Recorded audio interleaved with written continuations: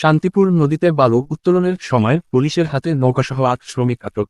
বিস্তারিত থাকছে সুনামগঞ্জ প্রতিনিধি আমির হোসেনের তথ্য ও ভিডিও চিত্রে।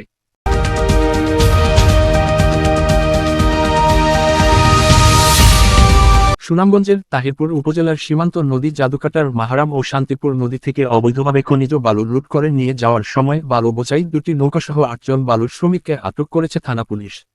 উপজেলার উত্তর বড়দল ইউনিয়নের শান্তিপুর নদীতে গত ২৫ জুন অভিযান চালিয়ে তাদের আটক করে তাহিরপুর থানার বাদাঘাট পুলিশ ফাঁড়ির ইনচার্জ এসআই হাফিজ উদ্দিন। আটককৃতরা হলেন উত্তর বড়দল ইউনিয়নের খাসতাল গ্রামের মৃত ইসমাইল মিয়ার ছেলে মুজিবুর রহমান, একই গ্রামের আব্দুল কুদ্দুসের ছেলে আকরাম, আব্দুস সালামের ছেলে জসিম মিয়া, আব্দুল করিমের ছেলে দেলোয়ার হোসেন, আলা উদ্দিনের ছেলে রুবেল মিয়া, ইসমাইলের ছেলে পাবেল মিয়া এবং একই ইউনিয়নের শান্তিপুর গ্রামের আব্দুল জলিলের ছেলে সাইদুল্লাহ উদ্দিন ইসলামের ছেলে শাহুন।